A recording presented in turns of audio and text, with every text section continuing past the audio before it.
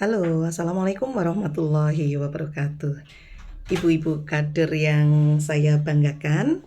Jadi saya melalui video ini hanya ingin memberikan refreshing tentang metode komunikasi. Jadi kalau kita bicara tentang komunikasi ya, artinya adalah memberikan penyampaian informasi gitu. Jadi kalau terkait pemberian informasi, komunikasi, itu pada dasarnya saya sudah sangat percaya bahwa ibu-ibu kader ini jagoannya lah ya. Jadi memang sudah ahlinya. Dan yang paling sering kita sudah sosialisasikan adalah metode saji. Jadi saji ini salam, ajak bicara, kemudian jelaskan, dan ingatkan.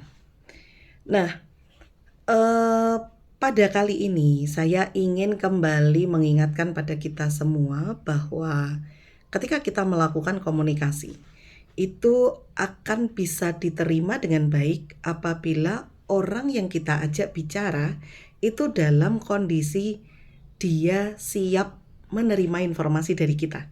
Jadi seberapapun kita berikan informasi walaupun sampai segudang Bapak Ibu, tetapi ketika kita itu mempunyai lawan bicara yang dalam kondisi hati dan pikirannya menolak kita, itu seringkali menjadi masalah begitu.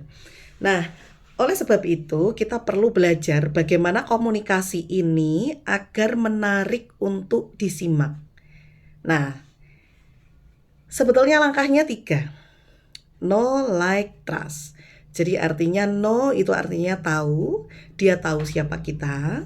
Kemudian like adalah dia menyukai kita atau menyukai cara kita berbicara. Dan kemudian yang ketiga adalah trust. Trust artinya percaya. Kalau sudah percaya artinya dia akan mengikuti apa yang kita jelaskan. Dan dia akan juga bersedia untuk kita ingatkan. Secara garis besar, ketika kita berkomunikasi, kita melakukan komunikasi dengan 2 cara. Yang satu adalah verbal dan yang kedua adalah dengan bahasa nonverbal. Ternyata bahasa nonverbal ini mempunyai peran yang melebihi bahasa verbal. Nah, bahasa nonverbal ini apa saja? Jadi bahasa nonverbal ini adalah mulai dari gerakan tubuh kita atau gesture, kemudian bagaimana kita melakukan kontak mata atau tatapan mata. Kan beda-beda ya, misalnya kayak gaya tubuh nih, gesture tubuh kita. Ketika kita biasa sedikit membungkuk atau kita agak dengan gaya sedikit mendongak, apalagi dengan senyumnya nggak simetris ya, senyumnya miring salah satu, gitu. Itu tentunya sudah sangat berbeda. Kemudian ketika kita salaman aja, salaman kita dengan gaya yang menjauh, atau kita salaman dengan gaya biasa, atau kita salaman dengan gaya yang munduk-munduk gitu, sampai cium tangan. Nah itu juga memberikan persepsi yang berbeda, memberikan kesan yang berbeda. Ketika kita menatap mata, tatapan mata kita marah, tatapan mata kita baik-baik saja, atau tatapan mata kita ketakutan, itu juga tertangkap. Dan banyak lagi bahasa tubuh, gesture, raut muka kita, apakah raut muka kita datar, kita tampak kaget, atau kita tampak menyepelekan, itu juga bisa terbaca. Nah, bahasa nonverbal ini sangat bisa mempengaruhi orang dalam berkomunikasi ini pada detik-detik awal.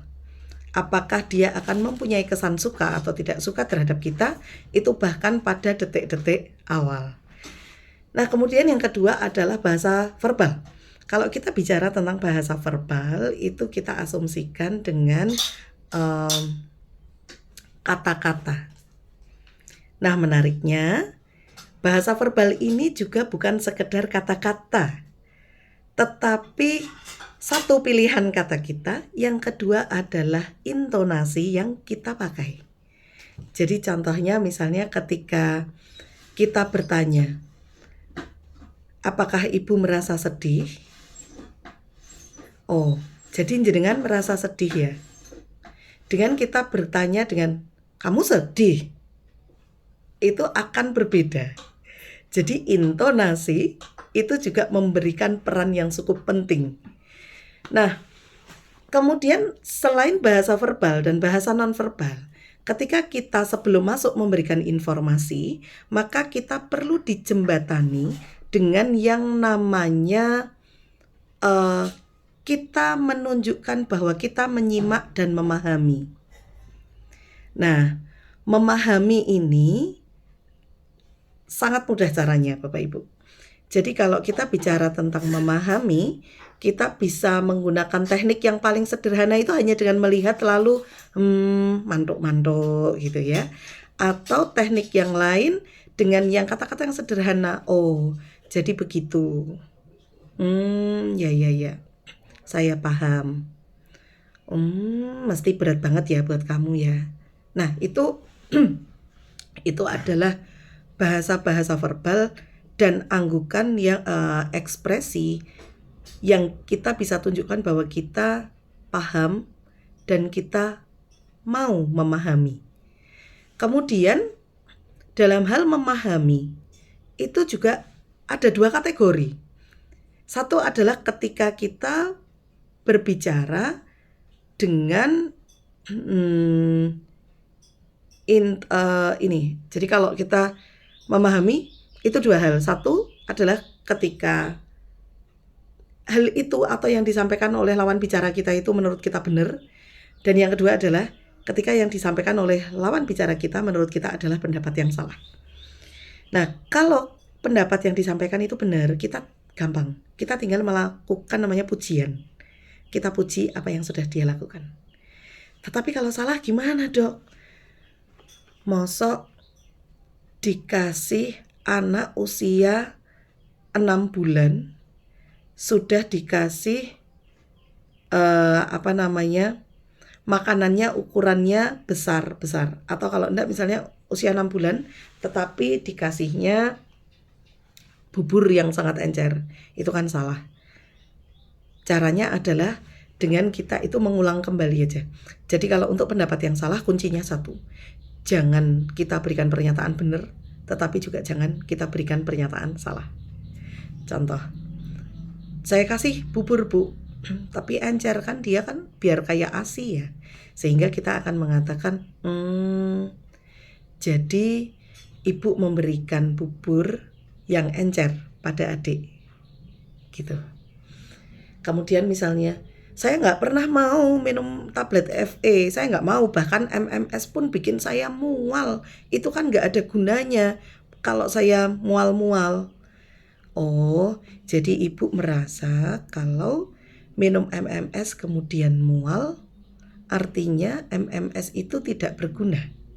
Jadi seperti itu. Kita bisa menggunakan teknik dengan mengulang kembali pernyataan. Datar saja, tidak membenarkan, tidak menyalahkan. Nah, itu adalah teknik yang bisa kita lakukan, yaitu teknik menerima. Oke, ini kunci yang sangat penting, boleh dicatat lagi ya. Dan ini yang paling sulit, saya dulu ketika berlatih untuk melakukan teknik konseling itu paling sulit ini. Kalau menghargai hal yang benar itu sudah lumayan oke lah, lebih gampang. Tetapi ketika kita harus menerima hal yang salah, jadi bukan menerima itu sepenuhnya kita nanti nggak koreksi, tidak. Tetapi ketika kita menerima informasi yang salah, maka kita mengulang dengan ekspresi dan juga kata-kata yang tidak menyalahkan. Ini sulit sekali. Tapi ketika kita mampu melakukan ini, ternyata sangat-sangat berhasil. Saya sendiri merasakan manfaat bahwa dengan menguasai teknik konseling ini, menerima pendapat yang salah, nanti ketika akhirnya kita masuk berikutnya ke informasi. Nah, informasi ini juga tidak ada menyalahkan atau membenerin gitu. Jadi, Bu, jadi kalau jenengan menganggap kalau mual-mual itu nggak ada gunanya, sehingga kalau misalnya minum terus mual-mual nggak ada gunanya, itu nggak pas. Bukan begitu. Anda kan bisa cari caranya gimana, biar caranya lah, biar cari waktu yang tepat, jangan yang pas mual misalnya. Nah, hal seperti itu sudah pernyataan kita yang seperti itu sudah masuk kategori menghakimi atau menyalahkan, menimbulkan rasa yang tidak nyaman pada lawan bicara kita atau pada klien kita, sehingga akhirnya kadang hal tersebut justru akan menghalangi dari informasi kita yang baik begitu. Nah, kemudian sekarang caranya gimana? Caranya adalah tadi kembali step kita terima dulu. Oh, jadi kalau menurut Ibu, kalau minum suplemen kemudian mual-mual berarti jadi nggak berguna ya Bu ya? Iya dok, kayak gitu kan? Terus kita, oh iya, MMS ini Bu, MMS ini mengandung vitamin, kita bisa bacakan vitamin, mineral yang ada di sini. MMS ini diberikan sebagai program pemerintah untuk memberikan tambahan nutrisi yang diperlukan oleh ibu sehingga kondisinya nanti dia bisa memberikan nutrisi yang paling baik buat bayinya. Ini manfaatnya untuk daya tahan bayi, kemudian juga dia untuk kecerdasan bayi.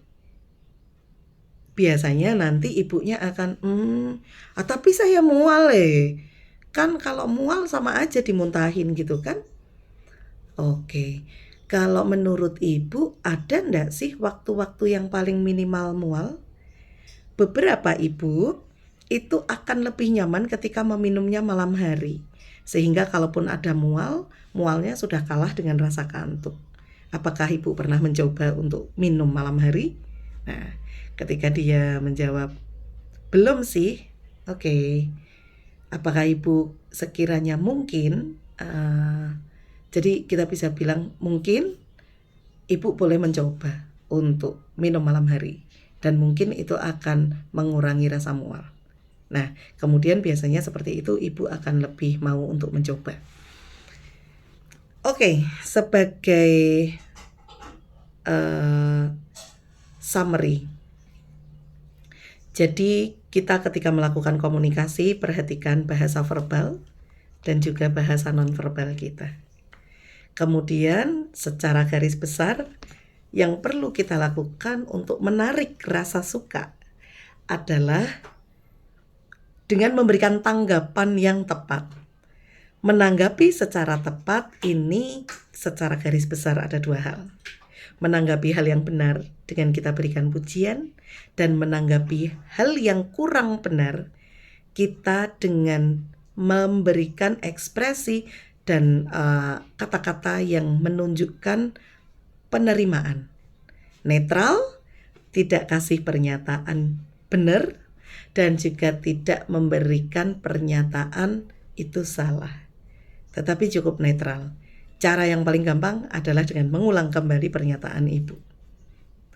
Kemudian ditutup dengan pemberian informasi. Setelah memberikan informasi, dibungkus atau dilengkapi dengan sedikit saran yang disampaikan dengan sopan. Maksudnya saran yang dilakukan dengan sopan itu apa yang tadi? Yang kayak mungkin boleh dicoba. Mungkin akan lebih baik kalau ibu seperti ini. Atau apakah ibu berminat untuk mencoba yang seperti ini? Nah, sedikit saran yang tepat ya. Dan juga kita sampaikan dengan sopan.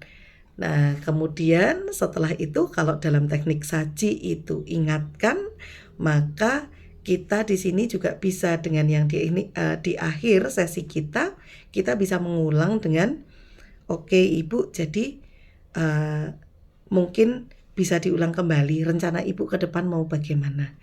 Tadi untuk memastikan bahwa mereka itu benar-benar sudah paham dan mereka tahu apa yang harus dilakukan. Nah, itu ibu-ibu sekalian yang bisa saya sampaikan. Boleh dicoba ya teknik konseling ini atau komunikasi antar pribadi ini dengan teknik yang lebih menghargai klien ini memanglah cukup sulit untuk dilakukan, terutama apabila kita harus menghadapi benerin pendapat yang salah. Itu dulu juga yang saya rasakan sangat sulit sekali, karena pengennya kita tundang benerin gitu ya. Ora ngono kuwi gitu. Loh tapi Kiki penting gitu ya. Nah, tetapi bagaimana kita sekarang bisa memberikan informasi tersebut dengan lebih menyenangkan dari sisi klien kita. Nah, demikian yang bisa saya bagikan, ibu-ibu kader yang saya hormati, saya cintai, dan saya banggakan. Semoga teknik ini ketika Anda lakukan, Anda kuasai, insya Allah juga akan menjadi sesuatu yang menyenangkan. Kenapa menyenangkan? Karena teknik ini akan membantu untuk memperkecil penolakan. Jangan percaya sebelum membuktikan ya. Terima kasih. Selamat melanjutkan pembelajaran selanjutnya. Demikian dari saya. Kalau ada yang kurang berkenan mohon maaf. Kalau ada yang kurang jelas bisa kita bahas lain waktu. Masih banyak kesempatan kita untuk bertemu. Saya tunggu cerita-cerita lucu, cerita-cerita yang menggugah. Saya tunggu testimoninya ibu-ibu ketika belajar nanti menerapkan teknik komunikasi konseling atau komunikasi antar pribadi. Terima kasih. Wassalamualaikum warahmatullahi wabarakatuh.